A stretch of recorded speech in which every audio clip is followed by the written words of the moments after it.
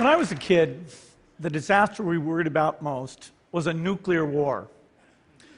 That's why we had a barrel like this down in our basement, filled with cans of food and water.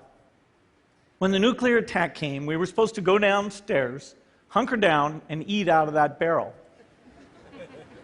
Today, the greatest risk of global catastrophe doesn't look like this. Instead, it looks like this. If anything kills over 10 million people in the next few decades, it's most likely to be a highly infectious virus rather than a war. Not missiles, but microbes. Now, part of the reason for this is that we have invested a huge amount in nuclear deterrence, but we've actually invested very little in a system to stop an epidemic. We're not ready for the next epidemic. Let's look at Ebola. I'm sure all of you read about it in the newspaper. Lots of tough challenges. I followed it carefully through the case analysis tools we use to track polio eradication. And as you look at what went on, the problem wasn't that there was a system that didn't work well enough. The problem was that we didn't have a system at all. In fact, there are some pretty obvious key missing pieces. We didn't have a group of epidemiologists ready to go who would have gone, seen what the disease was, see how far it had spread. The case reports came in on paper. It was very delayed before they were put online, and they were extremely inaccurate. We didn't have a medical team ready to go. We didn't have a way of preparing people. Now, Médecins Sans Frontières did a great job orchestrating volunteers, but even so, we were far slower than we should have been getting the thousands of workers into these countries. And a large epidemic would require us to have hundreds of thousands of workers.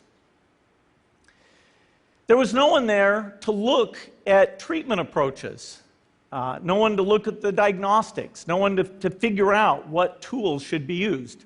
As an example, we could have taken the blood of survivors, processed it, and put that plasma back in people to protect them. But that was never tried. So there was a lot that was missing, and these things are really a global failure. The WHO is funded to monitor epidemics, but not to do these things I talked about. Now in the movies, it's quite different. There's a group of handsome epidemiologists ready to go. They move in, they save the day, but that's just pure Hollywood. The failure to prepare could allow the next epidemic to be dramatically more devastating than Ebola. Let's look at the progression of Ebola over this year. About 10,000 people died, and nearly all were in the 3 West African countries. There's 3 reasons why it didn't spread more. The first is there was a lot of heroic work by the health workers. They found the people and they prevented more infections. The second is the nature of the virus. Ebola does not spread through the air. And by the time you're contagious, most people are so sick that they're bedridden. Third, it didn't get into many urban areas, and that was just luck. If it had gotten into a lot more urban areas, the case numbers would have been much larger. So next time, we might not be so lucky. You can have a virus where people feel well enough while they're infectious that they get on a plane or they go to a market. The source of the virus could be a natural epidemic like Ebola, or it could be bioterrorism. And so there are things that would literally make things 1,000 times worse.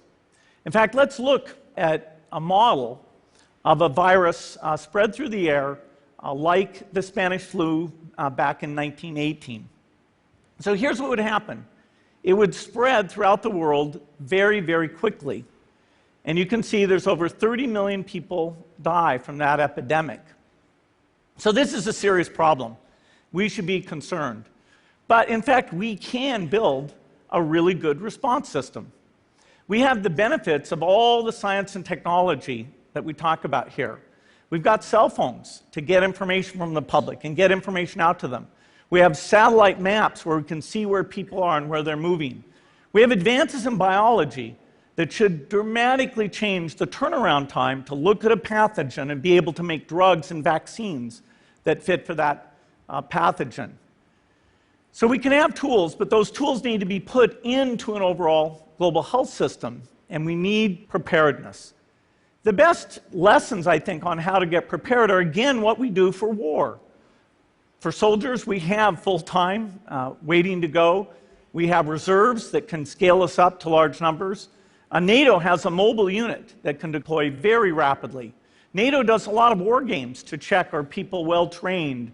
Do they understand about fuel and logistics and the same radio frequencies? So they are absolutely ready to go. So those are the kinds of things we need to deal with an epidemic.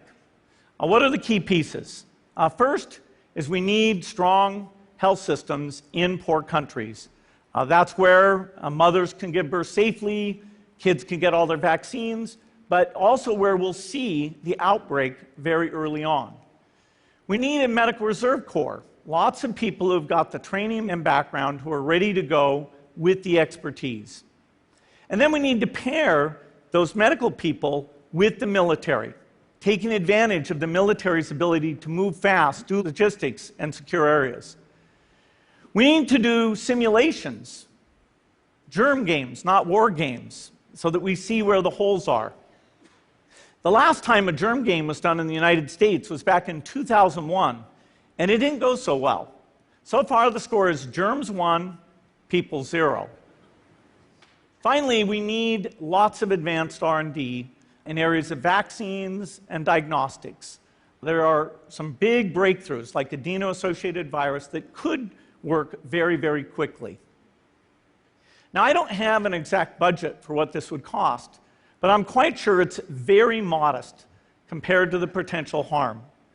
The World Bank estimates that if we have a worldwide flu epidemic, global wealth will go down by over $3 trillion, and we'd have millions and millions of deaths.